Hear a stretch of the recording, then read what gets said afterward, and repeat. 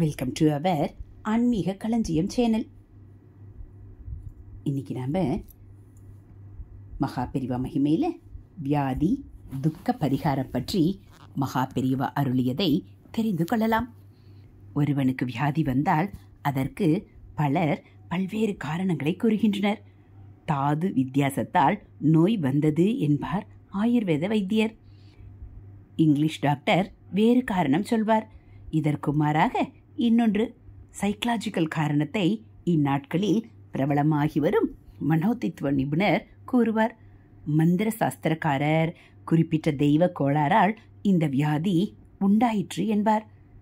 ஜோதிடர் இன்ன கிரகம் இன்ன இடத்தில் இருப்பதே நோய்க்கு காரணம் என்று சொல்லுவார். தர்ம சாஸ்திரம் அறிந்தவர்களோ பூர்வ கர்ம பலனாகத்தான் வியாதி ஏற்பட்டிருக்கிறது என்பார்கள். வியாதிக்கு மட்டுமின்றி நம் வாழ்வின் எல்லா விதமான சுக துக்கங்களுக்கும் இவ்வாறு பலவித காரணங்கள் சொல்லப்படுகின்றன. ஒரே விஷயத்துக்கு இப்படி பல காரணங்கள் சொன்னால் நமக்கு குழப்பமாய் இருக்கிறது. நம் சுக துக்கங்களுக்கு கிரகங்களின் போக்குத்தான் காரணமா?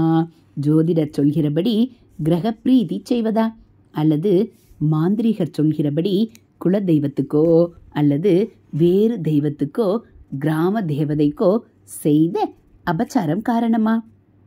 அந்த தெய்வத்துக்கு சாந்தி பரிகாரம் செய்வதா? நோய் நொடி என்றால் வைத்தியமும் செய்யத்தானே வேண்டும். கடைசியில் எல்லாம் கர்ம பலன் என்றால் அது தீர்கிற போதுதான் தீரும் என்று வெறுமே இருந்துவிட வேண்டியதுதானா? இப்படியாக குழப்பம் ஏற்படுகிறது. பல காரணங்களில் எது சத்தியம் என்று யோசித்தால் எல்லாமே சத்தியமாக இருக்கும். ஆதி காரணம் நம் கர்மம்தான் என்பது நிச்சயம். அந்த கர்மம் ஒன்றே பலவிதமான விளைவுகளை உண்டாக்குகிறது. மழை ஒன்றுதான், ஆனால் அதிலிருந்தே எத்தனை விளைவுகள் உண்டாகின்றன. பூமி முழுவதும் ஈரம் உண்டாகிறது, ஈசல் உண்டாகிறது, தவளை கத்துகிறது. சில செடிகள் பச்சென்று தலைக்கின்றன, வேறு சில அழுகுகின்றன. இத்தனையும் ஒரே மழைக்கு அடையாளங்கள்.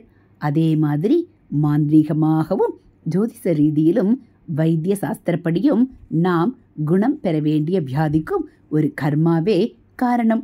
இன்னும் வாழ்க்கையில் வியாதியை தவிர பலவிதமான பிரச்சனைகள், பணத்தால், உத்தியோகத்தால், தேக பலத்தால், அறிவு சக்தியால் கவனிக்க வேண்டிய பிரச்சனைகள், ப்ராப்ளம்ஸ் எல்லையில்லாமல் இருக்கின்றன.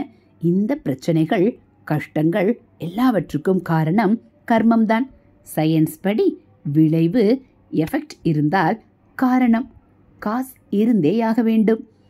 ஜெகம் முழுவதும் காரணம், விளைவு, செயல், பிரதிச்செயல், ஆக்ஷன் அண்டு ரியாக்ஷன் என்ற துவந்தத்துக்குள் தான் கட்டுண்டு கிடக்கிறது. பௌதீக சாஸ்திரம் முழுதும் இந்த உண்மைதான் விளங்குகிறது.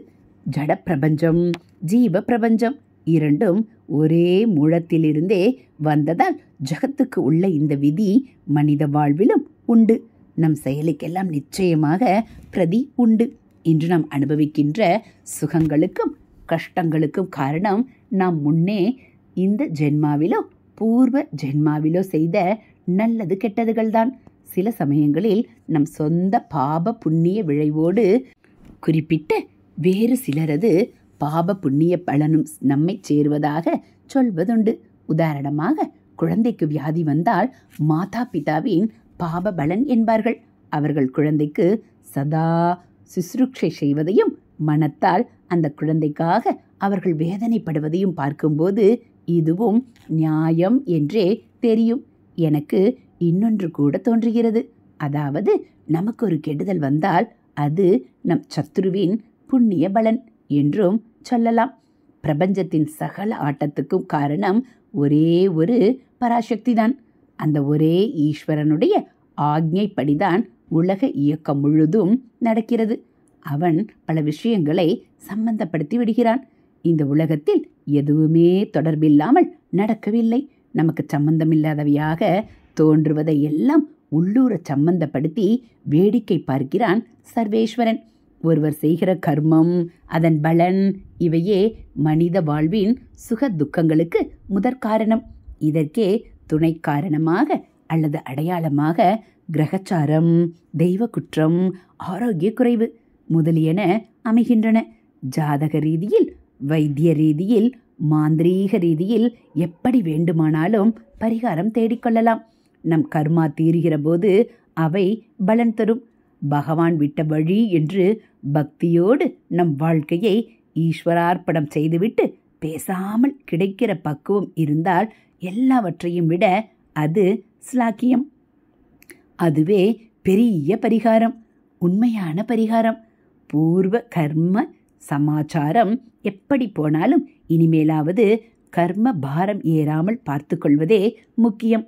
பழையதற்கு பரிகாரம் தேடுவதை விட புதிய சுமை சேராமல் பாபம் பண்ணாமல் வாழ்வதற்கு ஈஸ்வரனை துணை கொள்வதே முக்கியம். பூர்வ கர்மத்தால் இப்போது ஏற்பட்டுள்ள துக்கத்துக்கும் உண்மை பரிகாரம் ஈஸ்வர தியானம்தான். இனிமேல் துக்கத்துக்கு விதை போட்டு கொள்ளாமல் இருக்கிற உபாயமும் ஈஸ்வர தியானம்தான். துக்கம் தருவதாக இன்னொரு வஸ்துவே இல்லை என்ற அத்வைத அனுபவம் சித்திப்பதே இதன் முடிந்த முடிவான துக்க பரிகார நிலை. அங்கே துக்கமும் இல்லை, சுகமும் இல்லை. இரண்டுக்கும் ஆதாரமான சத்தியம் மட்டும் ஸ்வயம் பிரகாசமாக இருக்கும். ஹரஹர சங்கர, ஜெய ஜெய சங்கர. ஹரஹர சங்கர, ஜெய ஜெய சங்கர. மகா பெரியவா சரணம். இதுபோல் தினந்தோறும் தெய்வத்தின் குரல் பகுதிகள், மகாபிரிவா மகிமை, மகாபிரிவா அருள்வாக்கு எல்லாம் நீங்கள் கேட்கணுன்னா மறக்காமல் நம்ம சேனலை சப்ஸ்கிரைப் பண்ணுங்கள். கூடவே பெல்லைக்கானை கிளிக் பண்ணி ஆளுங்கிற பட்டனையும் அழுத்திடுங்க. ஹரஹர சங்கர, ஜெய ஜெய சங்கர. ஹரஹர சங்கர, ஜெய ஜெய சங்கர. மகாபிரிவா சரணம்.